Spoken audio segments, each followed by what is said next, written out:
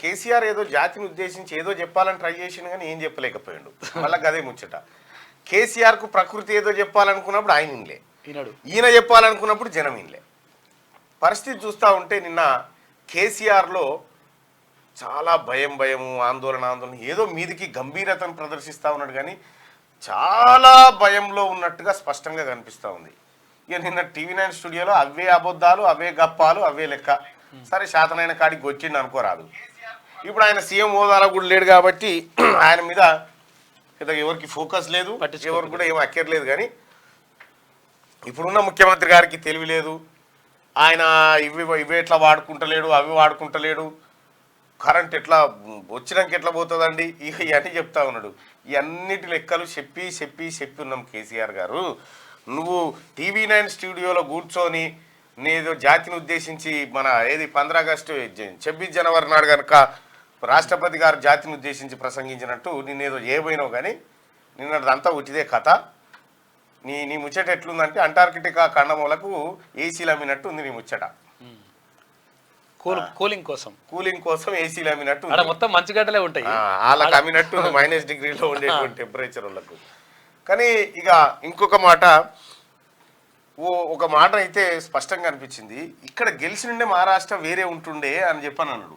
అంటే వాళ్ళు కూడా బతికిరు అన్నట్టు, అంతే మహారాష్ట్ర వాళ్ళు కూడా బతికిరు. లేకపోతే ఈ సంపద, ఈ కథ కార్ఖానా అంత కరగనాకినటువంటి సంపద.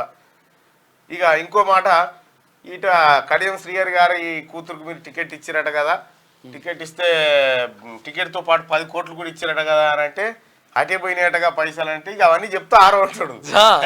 పిక్కినట్టున్నాయి పైసలు అవన్నీ చెప్తా ఆరంటుడు. ఇక ఆ విషయం అడ్డు పెడితే సోషల్ మీడియా ఒకటి ఉందిగా, సోషల్ మీడియా. ఫస్టే సోషల్ మీడియా మీద పడ్డాడు. ఫస్టే ఏం సంగతి అంటే సోషల్ మీడియా. నేనున్నప్పుడేమో, నేను అధికారంలో ఉన్నప్పుడేమో మందమ్మితేనేమో కేసీఆర్ అమ్మిండు, మొత్తం రాష్ట్రాన్ని తాగుబోతులను చేస్తా ఉన్నాడు కేసీఆర్ అని చెప్పారు. ఇప్పుడు మొన్న వీళ్ళు అడగోలుగా తాగిరంటేనేమో దూపకు తాగుతురు, ఎండతాపారి తాగుతురు అని చెప్తున్నారు అంటాడు. కేసీఆర్ గారు వాస్తవానికి కూడా మద్యం గ్రామం వరకు మంచినీళ్ళ కంటే ఎక్కువ తీసుకుపోయిన ఘనత నీకే దక్కుతుంది సార్. ఇది కాదనలేను సార్, ఆ క్రెడిబిలిటీ నీకే ఉంటుంది. ఇక ఫోన్ ట్యాపింగ్ వ్యవహారం మాట్లాడింది సార్.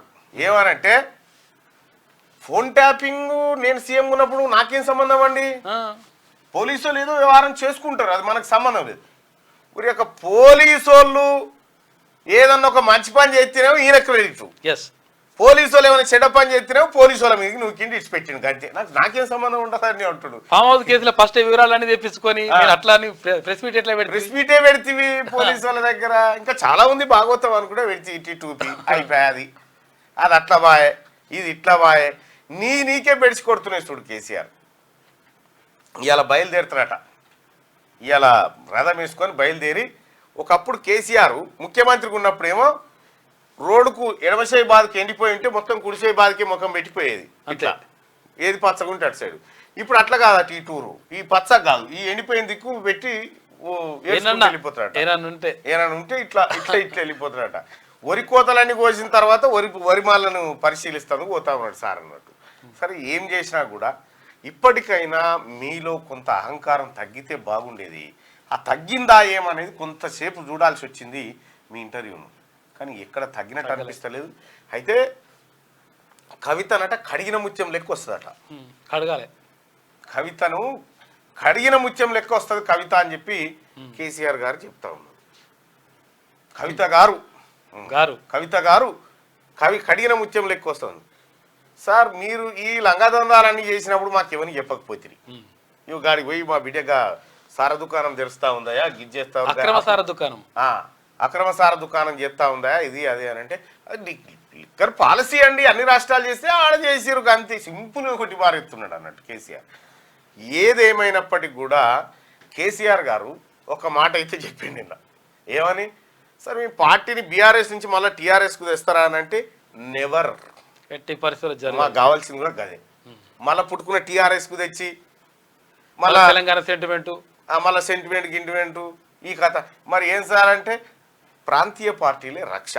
మరి మనదేమో భారతీయ రాష్ట్ర సమితి మళ్ళీ ప్రాంతీయ పార్టీలే రక్ష అండి అంటే ఈ పార్టీ ఉండొద్దు నా పని అయిపోయిందని చెప్తున్నా ఆయన. మొత్తానికి ఇంకా విచిత్రం ఏంటంటే కడుపు పట్టుకొని నవ్వే కథ ఏంటంటే 8 నుంచి 12 సీట్ల వరకు ఎక్స్పెక్ట్ చేస్తున్నట్టు ఇప్పుడు పార్లమెంట్ ఎన్నికల 8 నుంచి 12 సీట్లు వస్తాయి మాకు అని అంటుడు.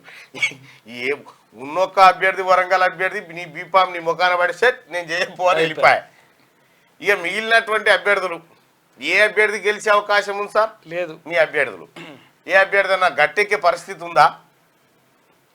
ఏ అభ్యర్థి గెలిచే పరిస్థితి లేదు. ఒకటి కూడా లేదు పరిస్థితి.